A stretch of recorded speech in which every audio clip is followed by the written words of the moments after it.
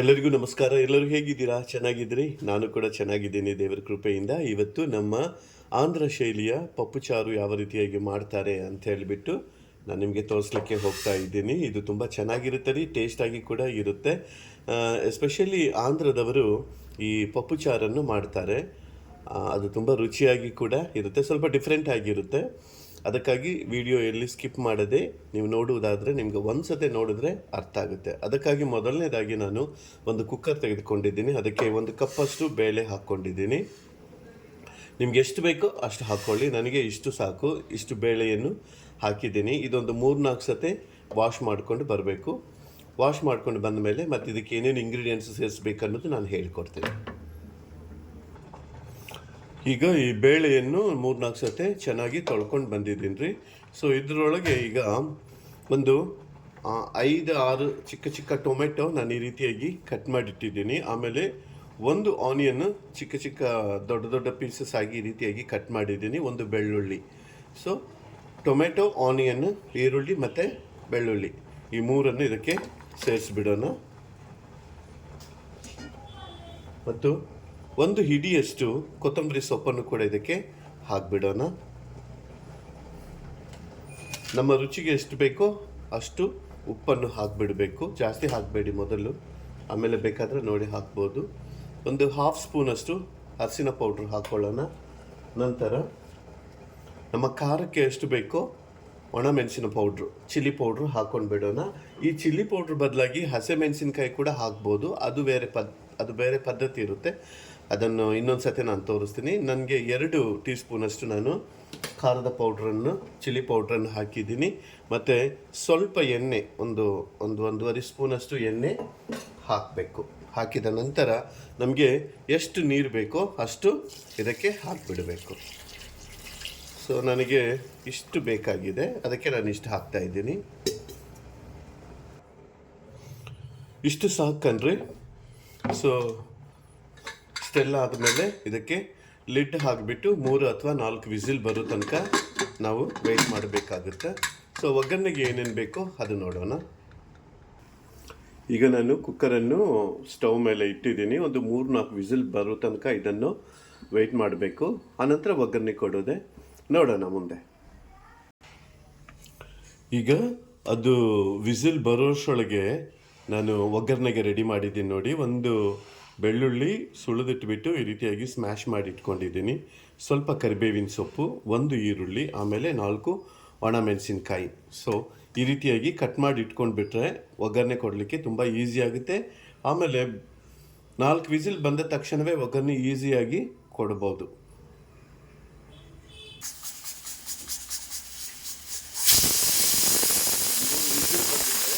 ಇದು 4ನೇ whistle. So ಇಷ್ಟು ಸಾಕು. ಈಗ ಇದನ್ನು ಬಂದ್ ಮಾಡಿಬಿಡೋಣ. ಈಗ 4 ವಿಸಿಲ್ ಬಂದ್ ಆಗೋಗಿದೆ. ಈಗ ಇದನ್ನು ತಣಿಲಿಕ್ಕೆ ಬಿಡೋಣ. ಅದರೊಳಗಿದ್ದ ಸ್ಟೀಮ್ ಎಲ್ಲ ಹೊರಗಡೆ ಬಂದ ಮೇಲೆ ಮತ್ತೆ ಮುಂದಿನ ಪ್ರೊಸೆಸ್ ನೋಡೋಣ. ಫ್ರೆಂಡ್ಸ್, ಈಗ ಇದರೊಳಗಿದ್ದ ಸ್ಟೀಮ್ ಎಲ್ಲ ಹೋಗಿಬಿಟ್ಟಿದೆ. ಓಪನ್ ಮಾಡೋಣ. ಎಸ್, ತೋರಿಸ್ತೀನಿ ನೋಡಿ ಎಷ್ಟು ಚೆನ್ನಾಗಿ ಬೆಂದಿದೆ ಅಂಥೇಳಿ. ನೋಡಿ, ಚೆನ್ನಾಗಿ ಬೆಂದಿದೆ. ಇದನ್ನು ಸ್ಮ್ಯಾಶ್ ಮಾಡಬೇಕು. ಈಗ ಮತ್ತೊಂದು ಬೇರೆ ಪಾತ್ರೆ ತೆಗೆದುಕೊಂಡಿದ್ದೀನಿ, ಅಗಲ ಇರುವ ಪಾತ್ರ. ಇದಕ್ಕೊಂದು ಸ್ಟೇನರ್ ಕೂಡ ಇಟ್ಟಿದ್ದೀನಿ. ಈ ಸ್ಟೇನರ್ ತೆಗೆದುಕೊಂಡು ಈಗ ನಾವು ಬೇಯಿಸಿಟ್ಕೊಂಡಿದ್ದೀವಲ್ಲ ಬೇಳೆ, ಅದನ್ನೆಲ್ಲ ಇದರೊಳಗೆ ಹಾಕಿ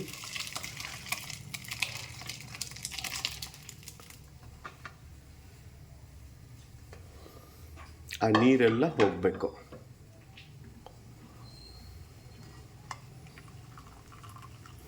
ಈಗ ಈ ಸ್ಟೇನರಲ್ಲಿರುವುದೆಲ್ಲವನ್ನು ಚೆನ್ನಾಗಿ ಸ್ಮ್ಯಾಶ್ ಮಾಡಬೇಕು. ತುಂಬ ಪೇಸ್ಟ್ ಥರ ಅದನ್ನು ಮೆತ್ತಗೆ ಮಾಡಬಾರ್ದು. ಸ್ವಲ್ಪ ತರಿಯಾಗಿ ಅದನ್ನು ಪೇಸ್ಟ್ ಮಾಡ್ಕೋಬೇಕು. ಮಾಡಿ ತೋರಿಸ್ತೀನಿ. ಈಗ ನೋಡಿ, ಈ ರೀತಿಯಾಗಿ ತರಿಯಾಗಿ ಇದನ್ನು ಪೇಸ್ಟ್ ಟೈಪ್ ಮಾಡ್ಕೋಬೇಕು. ತುಂಬ ಮೆತ್ತಗೆ ಆಗಬಾರ್ದು. ಸೊ ಇದರೊಳಗೆ ಈಗ ನಾವು ರಸವನ್ನು ಹಾಕಿಬಿಡಬೇಕು. ಸೊ ಆಲ್ಮೋಸ್ಟ್ ನಮ್ಮ ಪಪ್ಪು ಚಾರು ರೆಡಿಯಾಗಿದೆ. ಇದಕ್ಕೊಂದು ಒಗ್ಗರಣೆ ಕೊಡಬೇಕು. ಕೆಲವು ಜನರು ಇದಕ್ಕೆ ಹುಣಸೆ ಹುಳಿ ರಸವನ್ನು ಕೂಡ ಹಾಕ್ತಾರೆ. ನಾನು ಹಾಕಲಿಲ್ಲ. ಸೊ ಅದರದ್ದು ಟೇಸ್ಟ್ ಬೇರೆ ಆಗುತ್ತೆ. ಸೊ ಎಸ್ಪೆಷಲಿ ಆಂಧ್ರ ಶೈಲಿಯ ಪಪ್ಪುನಲ್ಲಿ ಬಹಳಷ್ಟು ಜನರು ಹುಣಸೆ ಹುಳಿ ರಸವನ್ನು ಹಾಕೋದಿಲ್ಲ. ಹಾಕಿದರೆ ಆ ಟೇಸ್ಟೇ ಬೇರೆ ಆಗುತ್ತೆ. ಸೊ ಅದಕ್ಕಾಗಿ ನಾನು ಕೂಡ ಹಾಕಲಿಲ್ಲ. ಮೊದಲನೇದಾಗಿ ನನಗೆ ಇಷ್ಟ ಇಲ್ಲ ಅಷ್ಟೇ. ಸೊ ಇದಕ್ಕೆ ಒಂದು ಒಗ್ಗರಣೆ ಕೊಟ್ಬಿಡೋಣ. ಈಗ ಒಲೆ ಮೇಲೆ ಒಂದು ಬಾಣಲೆ ಇಟ್ಟಿದ್ದೀನಿ. ಬಾಣಲೆ ಕೂಡ ಬಿಸಿ ಆಗಿದೆ ಪಾತ್ರೆ. ಅದಕ್ಕೆ ಸ್ವಲ್ಪ ಎಣ್ಣೆ ಹಾಕ್ತಾ ಇದ್ದೀನಿ. ಒಂದು 3 ರಿಂದ 4 ಟೇಬಲ್ ಸ್ಪೂನ್ ಎಣ್ಣೆ ಹಾಕಿ ಅದು ಸ್ವಲ್ಪ ಎಣ್ಣೆ ಬಿಸಿ ಆಗಲಿ.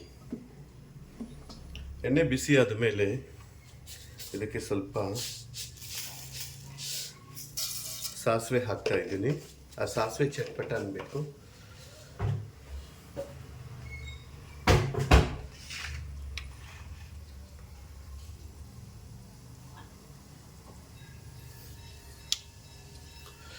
ಆ್ಯಕ್ಚುಲಿ ಕೆಲವು ಜನರು ಅನ್ಕೊಳ್ತಾರೆ ಇವರೇನು ಬೇರೆ ಕೆಲಸ ಇಲ್ಲ, ಇವ್ರು ಈ ರೀತಿಯಾಗಿ ಅಡುಗೆಗಳನ್ನೆಲ್ಲ ಮಾಡ್ತಾ ಇರ್ತಾರೆ, ಇವ್ರಿಗೆ ಭಾಳಷ್ಟು ಟೈಮ್ ಇದೆ ಅಂತ ಹೇಳಿಬಿಟ್ಟು.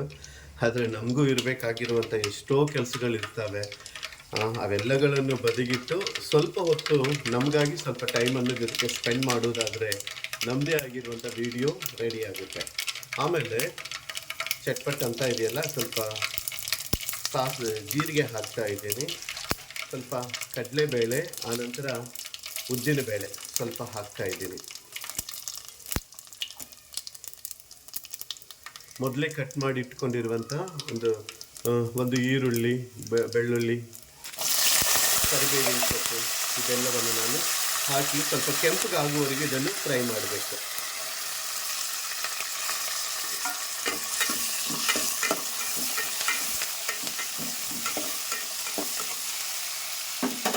ಸಾರು ರುಚಿ ಬರಬೇಕು ಅಂತಂದರೆ ಮೇಯ್ನ್ ಒಗ್ಗರಣೆಯಲ್ಲೇ ಇದೆ. ಈ ಒಗ್ಗರಣೆ ಕರೆಕ್ಟಾಗಿ ಹಾಕಿದರೆ ಸಾರು ಕೂಡ ತುಂಬ ರುಚಿಯಾಗಿ ಆಗುತ್ತೆ. ಈ ಯೂಟ್ಯೂಬರ್ಸ್ ಇದ್ದಾರಲ್ಲ, ಒಂದು ವಿಡಿಯೋ ಮಾಡಬೇಕು ಅಂತಂದರೆ ನಿಜವಾಗ್ಲೂ ಅಷ್ಟು ಕಷ್ಟಪಟ್ಟಿರ್ತಾರೆ. ಯಾವ ವಿಡಿಯೋ ಮಾಡದೆ ಒಂದು ಸಾರು, ಒಂದು ಅನ್ನ ಏನಾದರೂ ಮಾಡಬೇಕು ಅಂತಂದರೆ ಬಹಳಷ್ಟು ಈಸಿಯಾಗಿ ಪಟಪಟ ಅಂತೇಳಿ ಮಾಡ್ಬೋದು. ಆದರೆ ಈ ವಿಡಿಯೋ ಮಾಡಬೇಕಂದ್ರೆ ಹಲವಾರು ಜಾಗ್ರತೆಗಳನ್ನು ನಾವು ತೆಗೆದುಕೊಳ್ಳಬೇಕಾಗುತ್ತೆ. ಕೆಲವು ಸಂದರ್ಭಗಳಲ್ಲಿ ಮಧ್ಯದಲ್ಲಿ ಇವು ಫೋನ್ ಕಾಲ್ಸ್ ಬರ್ತಿರ್ತವೆ, ಮೆಸೇಜಸ್ ಬರ್ತಿರ್ತವೆ, ಅವೆಲ್ಲ ಬರದಂತೆ ನೋಡ್ಕೋಬೇಕು. ಆನಂತರ ಅಕ್ಕಪಕ್ಕದಲ್ಲಿ ಡಿಸ್ಟರ್ಬೆನ್ಸ್ ಇರ್ತವೆ, ಲೈಟಿಂಗ್ ಫೆಸಿಲಿಟಿ ಸರಿಯಾಗಿದೆಯೋ ಇಲ್ವೋ, ಇವೆಲ್ಲವುಗಳನ್ನು ನೋಡಿಕೊಂಡೇ ಒಂದು ವಿಡಿಯೋ ಮಾಡಬೇಕಂದ್ರೆ ಅಷ್ಟು ಕಷ್ಟ ಆಗುತ್ತೆ. ಇಷ್ಟು ಕಷ್ಟಪಟ್ಟು ಮಾಡಿರುವಂಥ ವಿಡಿಯೋವನ್ನು ಸ್ಕಿಪ್ ಮಾಡ್ಕೋಂತ ಅಟ್ಲೀಸ್ಟ್ ಒಂದು 10 ನಿಮಿಷ ವಿಡಿಯೋವನ್ನು 1 ನಿಮಿಷ 2 ನಿಮಿಷ ಕೂಡ ನೋಡುವಷ್ಟು ಸಮಯ ಇರೋಲ್ಲ ಜನರಿಗೆ. ಅಷ್ಟು ಬ್ಯುಸಿಯಾಗಿ ಬಿಟ್ಟಿದ್ದಾರೆ. ಇದು ಸ್ವಲ್ಪ ಕೆಂಪಗಾಗಬೇಕು. ಇನ್ನೊಂದು, ಈ ವಿಡಿಯೋ ಮಾಡಿದ ಮೇಲೆ ಅದನ್ನು ಯೂಟ್ಯೂಬಲ್ಲಿ ಅಪ್ಲೋಡ್ ಮಾಡಬೇಕಂದ್ರೂ ಕೂಡ ಅಷ್ಟೇ ತಲೆ ಬಿಸಿ ಇದೆ. ಸಾಧಾರಣವಾಗಿ ಅಪ್ಲೋಡ್ ಮಾಡಲಿಕ್ಕೆ ಆಗಲ್ಲ.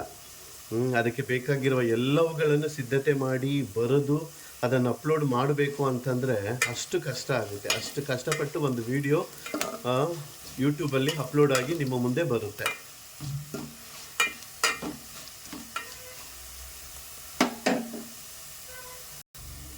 ಈಗ ನೋಡ್ತಾ ಇದ್ರಲ್ಲ, ಇದು ಆಗಿದೆ. ಇನ್ನು ತುಂಬ ಕೆಂಪಗಾಗಬಾರ್ದು.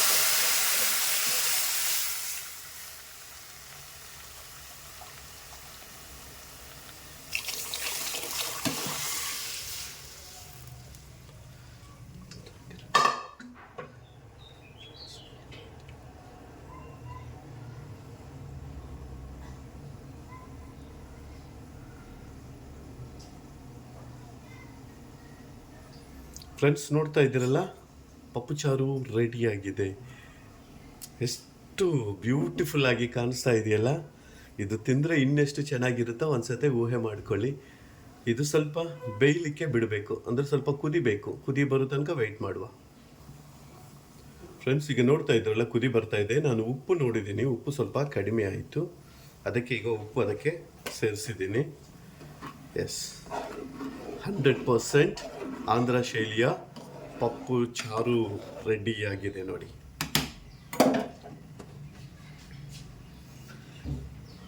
ನೀವು ಕೂಡ ಒಂದ್ಸತಿ ಟ್ರೈ ಮಾಡಿ ಕಾಮೆಂಟ್ ಮೂಲಕವಾಗಿ ತಿಳಿಸಿ ನನಗೆ. ಸೊ ಈಗ ಪಪ್ಪು ಚಾರು ಅಂತೂ ರೆಡಿಯಾಗಿದೆ. ಈಗ ಗ್ಯಾಸ್ ನಾನು ಆಫ್ ಮಾಡ್ತಾ ಇದ್ದೀನಿ. ಇದಕ್ಕೊಂದು ಲಿಡ್ ಹಾಕ್ತಾ ಇದ್ದೀನಿ. ಇದು ಆಗಿಬಿಟ್ಟಿದೆ. ಮತ್ತು ಈ ಕಡೆ ನಾನು ನೀರನ್ನು ಕಾಯಲಿಕ್ಕೆ ಇಟ್ಟಿದ್ದೀನಿ. ನೋಡ್ತಾ ಇದ್ದೀರಲ್ಲ, ಯಾವಾಗಲೂ ನಾವು ಕುದಿಸಿ ಆರಿಸಿದ ನೀರನ್ನೇ ನಾವು ಉಪಯೋಗಿಸಬೇಕು. ನಾವು ತುಂಬಿಕೊಂಡಿದ್ದ ನಳದಲ್ಲಿ ಬಂದಿರುವಂಥ ನೀರು ಅದೇ ಥರ ಕುಡಿಯೋದು ಅಷ್ಟು ಉತ್ತಮವಲ್ಲ ಆರೋಗ್ಯಕ್ಕೆ.